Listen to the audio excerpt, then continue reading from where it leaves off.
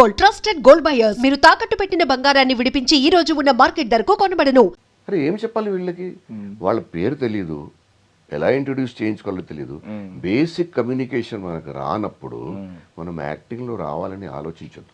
ఒక కాన్ఫిడెంట్గా కూర్చొని కళ్ళలో కళ్ళు పెట్టి గట్టిగా మాట్లాడితే అప్పుడు చెప్పాలి నేను యాక్టర్ అవుతానని. కార్పొరేట్ వరల్డ్ వచ్చిన తర్వాత ద్రోణాచార్యుడికి కూడా విలువ లేదు కదా మనం ఎక్కడ? యా సార్, అంటే నార్మల్గా అడుగుతున్నాను, రౌడీ జనార్దన చూసారా సార్? జస్ట్ ఈ రోజు అది పోస్టర్ ఏదో చూశాను. బా చింపేశారు సార్ ఆయన, విజయ్ దేవరకొండ. యా యా, అంటే అర్జున్ రెడ్డి ఇంపాక్ట్ ఎలా ఉందో, ఐ మీన్ చాలా డీప్ గా ఉంది దీనిలో. ఓకే, మంచి రా అండ్ రస్టిక్ సినిమాలో అనిపించింది. ఆ చిన్న గ్లిమ్సే రిలీజ్ చేశారు వాళ్ళు. అండ్ ఆయన ఈవెన్ శ్రీ విష్ణు గారు ఇద్దరు మోస్ట్ డిమాండింగ్ యాక్టర్స్ ఇక్కడ. సో మీ దగ్గర ఐ మీన్ వర్క్ షాప్స్ కానీ ఏదైనా అటెండ్ అయ్యారు వాళ్ళు కూడా.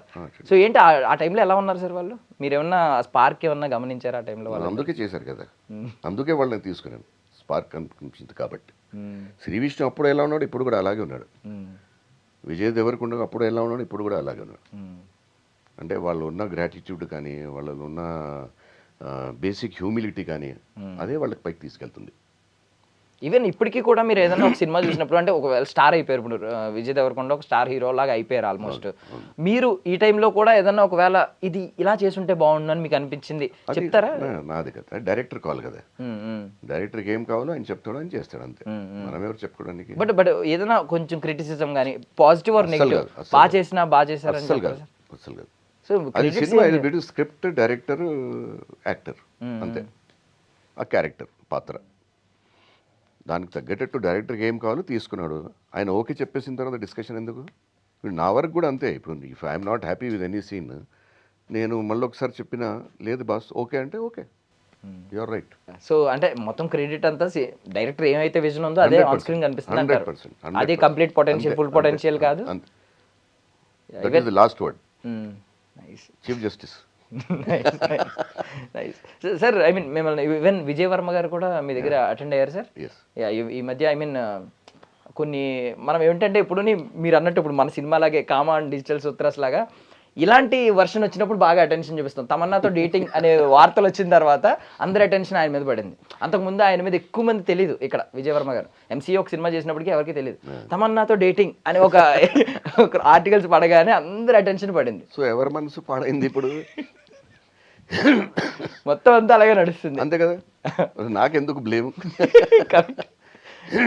అంటే ఈవెన్ ఎవరు అర్థం చేసుకుంటారు సార్, ఇన్ని 40 years నుంచి ఉన్న మిమ్మల్ని ఏదో ఒక చిన్న మచ్చ ఏం చేస్తుంది? Things keep happening. అది ప్రొఫెషనల్ హజార్డ్ చెప్పుకోవాలి మనం, అది ఫేస్ చేయాల్సిందే. ఏమి లేనప్పుడు కూడా ఆరోపణలు పెడితే ఏం చేయలేము. బట్ ఒక్క థింగ్ అడుగుతున్నాను, అంటే ఇప్పుడు ఆ ఎఫెక్ట్ వల్ల మీరు ఐ మీన్ ఒక్కొక్కసారి చైల్డ్ ఆర్టిస్టులు కూడా నేర్చుకోవాలనుకుంటారు యాక్టింగ్. వస్తారు ఇప్పుడు 18 కంటే తక్కువ ఏజ్ ఉన్న వాళ్ళు రావాలనుకుంటే వాళ్ళ పేరెంట్స్తో పాటు రావాలి ఆఫీస్కి. Any minor should come with their parents, male or female. Any married lady should come with her parents or husband. అది ఇప్పటి నుంచి కాదు, స్టార్టింగ్ నుంచి ఆ నిబంధనలు. బట్ ట్రైనింగ్ సెషన్ లో వాళ్ళు ఉండరు ఎలాగో. మళ్ళీ ఒకవేళ అంటే ఇప్పుడు ఒక అమ్మాయి 21 years అమ్మాయి పెట్టింది కాబట్టి ఏం లేదండి, 4 పేజీల అగ్రిమెంట్ ఉంది, అన్ని చదివి మీకు నచ్చితే మీరు చేయండి, లేదంటే వెళ్ళిపోండి. ఇది అగ్రిమెంట్, ఇది ఫీజు. మీరు సూటబుల్ ఉన్నారు కాబట్టి మీతో షేర్ చేస్తున్నాం. 90% మంది ఫిట్ కారు మా దగ్గర. ఒక 10% ఎవరైతే వాళ్ళు ఫిట్గా ఉంటారో వాళ్ళకి ఇది షేర్ చేసి ఫస్ట్ ఇది చదవండి, ఇది ఫీజు, అన్నీ ఓకే మీరు చెప్తే మళ్ళీ will go ahead. Yeah. So and me most of the characters ఎక్కువ ఏంటి సార్ అంటే పోలీస్ ఉంటాయి, మాట్లాడకండి. ఎస్పీ, మీరు నమ్మరు, ఈ సంవత్సరంలో దాదాపు ఒక 12 సినిమాలు పోలీస్ క్యారెక్టర్ అని మానేశాను. ఓకే, మీరే రిజెక్ట్ చేస్తారు? నేనే రిజెక్ట్ చేసేసాను. ఎంత పెద్ద క్యారెక్టర్ ఉన్నా, ఎంత చిన్న క్యారెక్టర్ ఉన్నా, నో పోలీస్ క్యారెక్టర్. కాకపోతే ఎంత నో అనుకున్నా ఇప్పుడు జైలర్ 2 తమిళ సినిమాలో అదే క్యారెక్టర్ చేయాల్సి వచ్చింది. ఎస్ఐ క్యారెక్టర్ చేస్తున్నారు. సో తప్పదు. కాకపోతే అక్కడ డిఫరెంట్ కదా. ఇక్కడ రజనీకాంత్ గారితో సీన్ ఉంది, చాలా పెద్ద సినిమా. అందరూ మనం ఎంత కనిపిస్తామో లేదో మనకు తెలియదు, కానీ ఆ సినిమా చేస్తే ఆ అనుభవం వేరు. కొన్ని సినిమాలు అనుభవం కోసం చేయాలి. ఇప్పుడు వృషభ 2 రిలీజ్ అవుతుంటుంది, మోహన్ లాల్ గారితో వర్క్ చేశాను. ఆయనతో అనుభవం ఇంకా అద్భుతంగా అండి. అసలు ఈ ఇద్దరు మనుషులు ఎలా ఉన్నారంటే నిజంగా దేవతలు అంటారు చూడండి, ఆ దర్జా వాళ్ళది. మీరు నమ్ముతారా ఒక విషయము, మోహన్ లాల్ గారు ఆ, నాకు మలయాళం డైలాగ్ ఇచ్చారు. తమిళ్ కూడా కొంచెం చూస్తే వచ్చేస్తుంది. లాస్ట్ షార్ట్ కంటే ముందు ఒక 2 లైన్స్ ఏదో ఇచ్చారు మలయాళంలో, నాకు చెప్పలేక బుద్ధి లేదు. సో నేనేం చేస్తానంటే వాళ్ళు చదివితే నేను హిందీలో రాసుకుంటున్నాను. మోహన్ లాల్ గారు are you writing in Hindi అన్నారు. Okay give it to me అన్నారు. తీసుకొని హిందీలో రాసి నాకు ఇచ్చారండి డైలాగ్స్. ఓకే. హిందీ స్క్రిప్ట్లో రాసి మలయాళం డైలాగ్స్ నాకు ఇది please see it is correct or not. Absolutely correct sir, 100%. ఇప్పుడు ఏ హీరో వస్తాడండి సెట్ మీద వచ్చి హెల్ప్ చేసే, షార్ట్ రెడీ ఉంటే చెప్పండి అబ్బా వచ్చి షార్ట్ ఇచ్చేసి వెళ్ళిపోతాడు. లేదు, అక్కడుండి మొత్తం అంతా చూసుకొని అందరు ఆర్టిస్టులు కోఆపరేట్గా ఉన్నారా లేరా అది చూసుకొని చేయడము చాలా గొప్ప విషయం. ఆ ఒక్క ఇన్సిడెంట్ చాలు మనకు జీవితంలో నేర్చుకోవడానికి. మనం కూడా ఎదుటి వాడితో ఎలా ఉండాలి, ఎలా ప్రవర్తించాలి, వాళ్ళని ఎలా హెల్ప్ చేయాలనేది చిన్న చిన్న విషయాలతోనే మనం నేర్చుకుంటామండి జీవితంలో. పెద్ద పెద్ద సంఘటనలు జరుగుతుంటాయి, కానీ ఈ చిన్న విషయాలే మనకు జీవితంలో ముందుకు తీసుకెళ్తాయి. సో సెట్లో కూడా చాలా. ఇంకోటి 2:45 నైట్ 2:30 రాత్రి ఫ్రెష్గా కూర్చున్నారు ఫైట్ సీన్ ఇవ్వడానికి.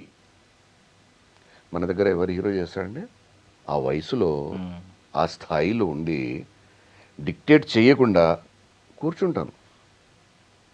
ఫైట్ సీన్, అది కూడా డైలాగ్ సీన్ కాదు, ఫైట్ సీన్ రాత్రి 2:30. అది మనం నేర్చుకోవాల్సింది, ఈ జనరేషన్ నేర్చుకోవాల్సింది ఇది. అది ఓల్డ్ స్కూల్ గొప్పతనం, అది ఎవరికి ఐ మీన్ మీరు అది ఓల్డ్ స్కూల్ మనం తెచ్చుకుంటేనే మనకు ఇక్కడ గౌరవం మనం తెచ్చుకోవచ్చు కదా తెలుగు సినిమా ఇండస్ట్రీలో. Thank you sir, thank you. మేము మాట్లాడుకుంటాం మీరు. రైట్.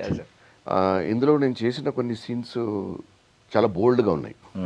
సినిమా మొత్తం అయిన తర్వాత సార్ ఫోన్ చేసి అడిగారు, ఈ సినిమా మీకు ఏమైనా మైనస్ అవుతుందా అండి ఇలాంటి సీన్స్ మీరు చేశారంటే? ఏం లేదండి, నాకు మనం ఆర్టిస్టులు ఇప్పుడు మనం ఒక క్రిమినల్ క్యారెక్టర్ చేస్తాము, అది మనం అయిపోము కదా, అంతసేపు వరకు ఉంటాం మనము. ఒక చంపే సీన్ ఉంటుంది, కిల్లింగ్ సీను, అంతసేపే మనం చేస్తాం కదా. సో అది వీళ్ళు ఇప్పుడు ఈ కాలంలో వీళ్ళు ఏదో మెథడ్ యాక్టింగ్ అది ఇది అంటారు, అదేంటో నాకు తెలియదు. కొత్త వాళ్ళు వచ్చి నా దగ్గర అడుగుతుంటారు, ఈ మెథడ్ యాక్టింగ్ మీరు నేర్పిస్తారంటే నేను అడుగుతాను వాట్ ఈజ్ మెథడ్ యాక్టింగ్. ఎందుకంటే నేను ఒక పుస్తకం చదవలేదు యాక్టింగ్ మీద కానీ, థియేటర్ మీద కానీ, డైరెక్షన్ మీద, స్క్రిప్ట్ మీద ఏం చదవలేదు. జీవితం దగ్గర నేర్చుకున్నాను, మనుషుల దగ్గర నేర్చుకున్నాను. సో అది ఆ క్షణం వరకే ఇంపార్టెంట్. ఎంతసేపు వరకు ఆ షార్ట్ కట్ చెప్పరో అంతసేపు వరకే మీరు ఆ పాత్ర, ఆ తర్వాత మీరు ఒరిజినల్ మీరు అయిపోవాలి. సో అందులో చేసిన కొన్ని సీన్స్ కూడా అలాగే ఉన్నాయి. కానీ అదం వ్యక్తి వాడు ఇట్లనున్నాడు రా కామాంధుడు వాడు, జనాలు స్టాంప్ కొట్టేస్తారు. ఓకే నో ప్రాబ్లం, పని వస్తే వస్తుంది రానంటే రాదు.